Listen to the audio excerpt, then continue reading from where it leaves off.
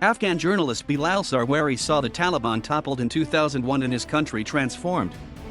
But in his view, as he explains here, the US missed an opportunity to try to bring lasting peace. And in the last 2 weeks the path of his homeland took a terrifying twist, one that put his own life in danger. In 2001, I was a carpet salesman at the Pearl Continental Hotel in Peshawar, Pakistan, having yet another unremarkable day at work. I'll never forget glancing up at the TV in a brief moment between sales, only to witness firsthand the dramatic footage as a passenger plane careered into the World Trade Center in New York. Then a second plane, and another at the Pentagon. None of our lives would ever be the same. International attention immediately focused on Afghanistan, where the ruling Taliban were accused of providing a sanctuary for the attack's prime suspects, Osama bin Laden and his Al-Qaeda movement. Only the next day, there were suddenly hundreds of foreign media crews crowding the hotel's lobby, desperate for anyone who could speak English to assist them as a translator as they crossed the nearby border into Afghanistan. I took up that offer and I haven't stopped since. I hadn't lived in Afghanistan since I was a child. Our family had fled the violence during the Civil War in the 1990s when the Soviet troops withdrew. So when I entered Kabul for the first time again after all those years, I was shocked to discover the destruction, with buildings reduced to rubble and twisted metal. All signs of hustle and bustle had vanished. The people were so poor, and there was so much fear. I was initially working with Abu Dhabi TV and was based in the Intercontinental Hotel with 5 other journalists. I woke up every morning clouded in a haze of fear, as Kabul became the primary focus of American airstrikes. Known Al-Qaeda operatives and Taliban came and went from our hotel, and we saw them wandering in nearby streets. Explosions rang through the night. I wondered if our hotel would be next. And then one morning in early December, the Taliban were gone. Within hours, people were lining up again outside barber shops to have their beards trimmed. Rhythmic Afghan music filled the streets, filling the vacuum left by explosions. Afghanistan was born again that morning. From that moment onwards, I was intimately involved in observing the lives of ordinary Afghans firsthand, as they transitioned back to normality, no longer as a translator but as a journalist in my own right.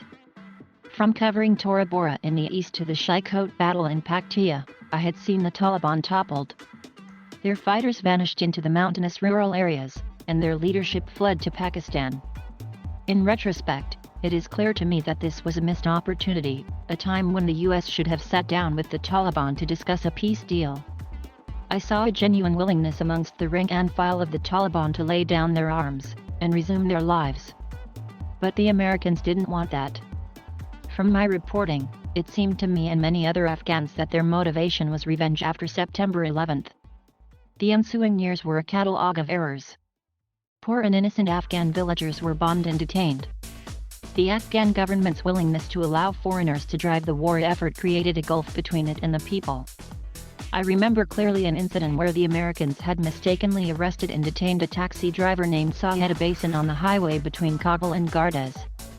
His father, Mr. Roshan, was elderly and a legendary employee of Ariana Airlines. After we exposed the error, Mr. Abasin was eventually freed.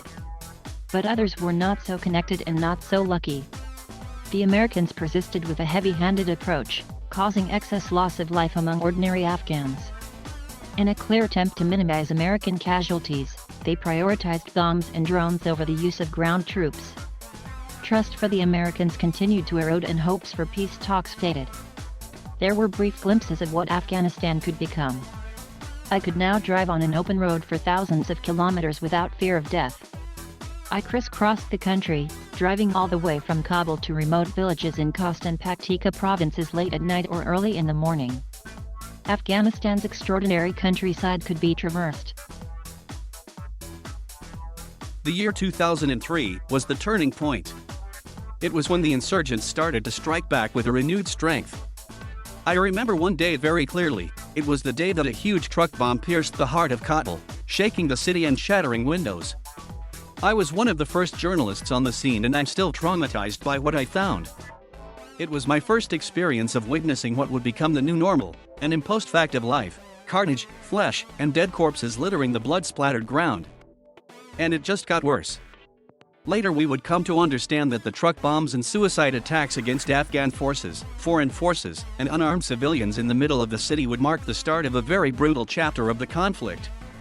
In response, the Americans escalated their reliance on airstrikes, this time expanding their list of Taliban targets, weddings and funerals in rural parts of the country.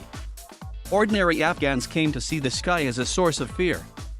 Gone were the days of gazing at the sunrise, sunset, or the stars as a source of inspiration.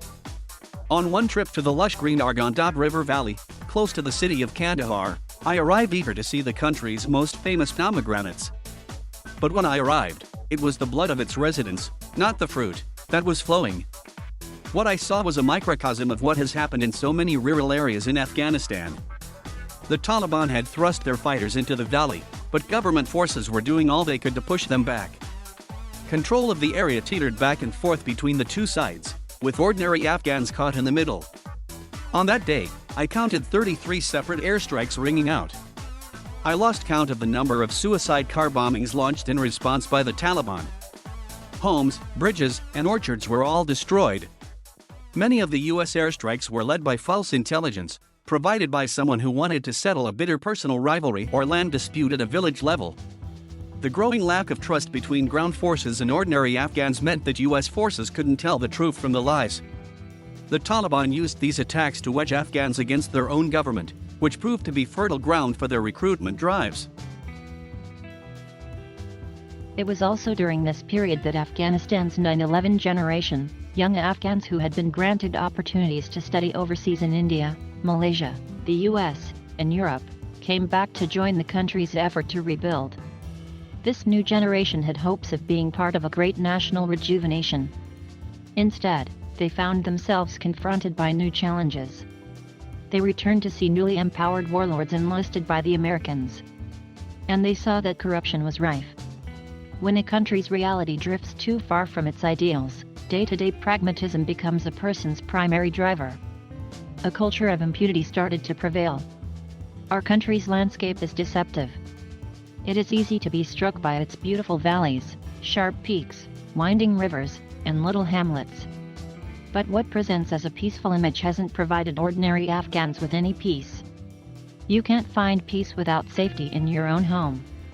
About 4 years ago, I was at a small village in Mordak province for a wedding.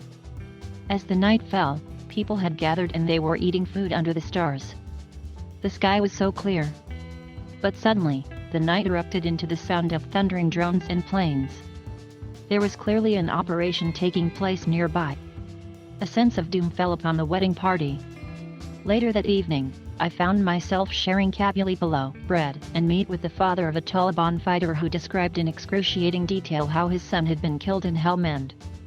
His son was only 25 and left behind a widow and 2 small children.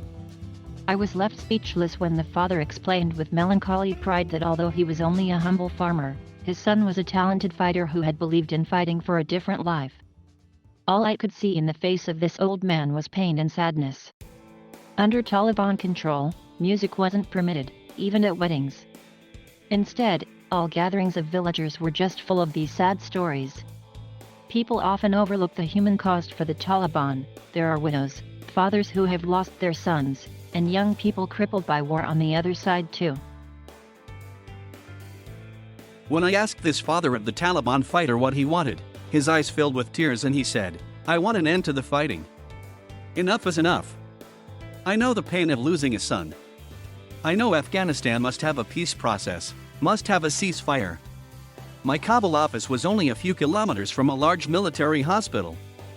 Friends, family, and acquaintances visiting from my home province, Kunar, often asked me to accompany them to the hospital to identify the corpses of relatives who were members of the Afghan National Security Forces. Sometimes I felt like the spirit of my province was being crushed by the weight of these coffins. When the Americans recently commenced negotiations with the Taliban in Doha, we were initially overwhelmed with hope. The country was pining for a comprehensive and permanent ceasefire and the negotiations were seen as the only pathway through. I, like so many millions of Afghans, had not seen peace in my country in my lifetime. It didn't take long for our dreams to be shattered. It became clear that the talks were only about capitalizing on battlefield victories, not trying to agree on a vision of peace. From an ordinary Afghan's perspective, They were meaningless. The Americans released 6,000 Taliban fighters and commanders from jail, which was sold as a means to a credible and meaningful peace process and a permanent ceasefire. But that never happened. Instead, the peace process became clouded in a heartbreaking campaign of high-profile assassinations. Some of our country's most capable people from the media, legal sector, and judiciary were being killed on their doorsteps in Kabul and across the country. As talks between the Americans and Taliban took place, I remember a local police chief stood up in the middle of a war council meeting and suddenly accused the Americans of abandoning Afghan forces by talking to the enemy. "They've stabbed us in the back," he said angrily.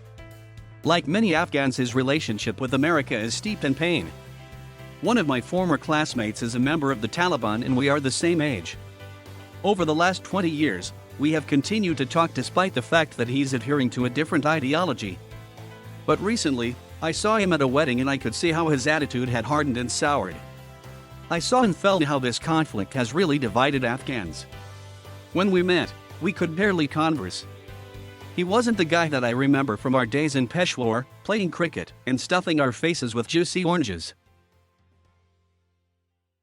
How could I know that all these years later I would find him on the other side? His story is also one of deep personal loss.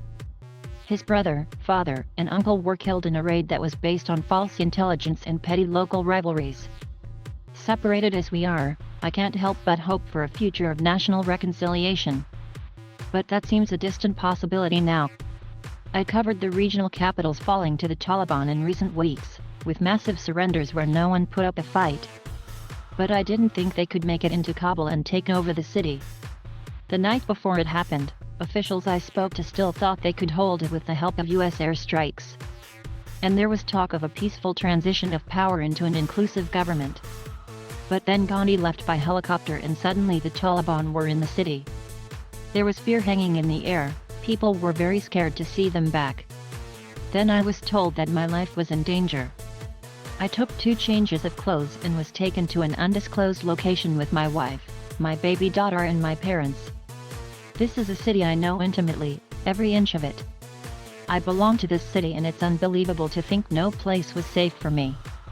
I thought about my daughter Sola, her name means peace, and it was simply devastating to think the future we had hoped for her was now in tatters. As I left for the airport, I was reminded that for the second time in my life, I was leaving Afghanistan behind. When I got there, memories from years of work came back to overwhelm me, trips I had taken with officials or as a journalist heading to the front lines of the war. Then I saw all these people, all these families lining up to flee. A generation of Afghans burying their dreams and aspirations. But this time I wasn't there to cover the story. I was there to join them. Follow Bilal Sarwary on Twitter. #Afghanistan You Never See, more about the author.